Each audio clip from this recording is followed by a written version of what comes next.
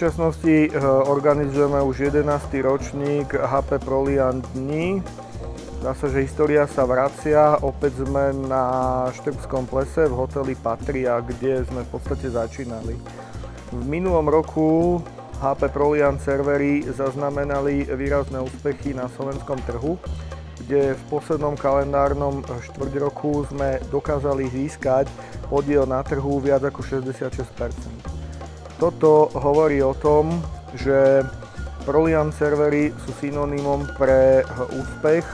Je to technologická značka, ktorá v enterprise biznise niečo znamená. Znamená to v podstate to, že tí zákazníci a partneri čím ďalej tým viac sa zaujímajú o to, aby mohli predávať a nakupovať ProLiant servery a riešenia, ktoré sú na nich postavené.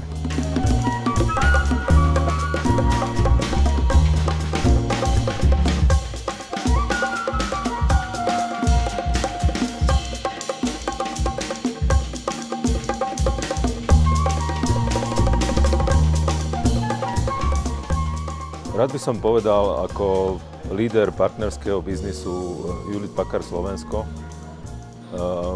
že je pre nás obzvlášť dôležitá práve značka HP ProLiant, pretože toto je gro nášho biznisu s partnermi, ktorí dodávajú našim koncovým zákazníkom. O tom svedčí už aj 11. ročník tohto eventu a táto značka sa stala etalónom na slovenskom trhu. Celkovo dá sa povedať, že technológie HP, ktoré prinášame zákazníkom na náš trh, či už priamo alebo prostredníctvom partnerskej bázy, hovoria sami za seba a snažíme sa našou tvrdou prácou, aby sme ich doručili zákazníkom v čo najvyššej kvalite včas, aby boli spokojní a aby sa k nám opäť vrátili.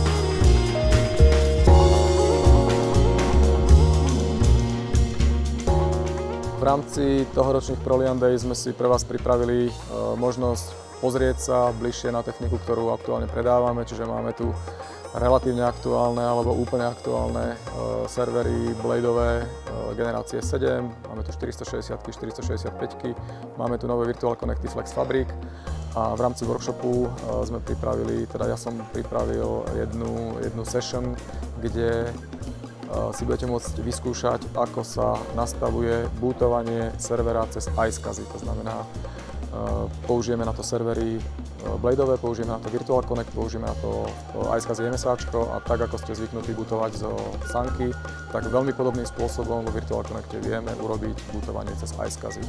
Čo je podľa mňa celkom zaujímavé a je fajn sa na to pozrieť, alebo to minimálne vidieť.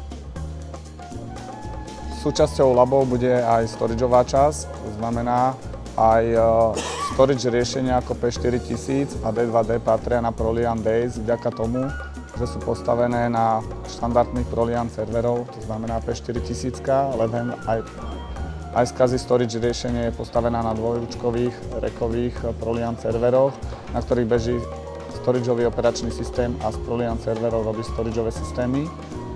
D2D StoreONE riešenie na zálohovanie pre malé a stredné podniky, opäť postavené na ProLiant serverov, nad ktorým beží operačný systém StoreONE, ktorý z ProLiant serverov robí virtuálne páskové knižnice a vďaka deduplikačnej technológii umožňuje zákazníkom uložiť o mnoho viac dát ako reálna kapacita tohto zariadenia.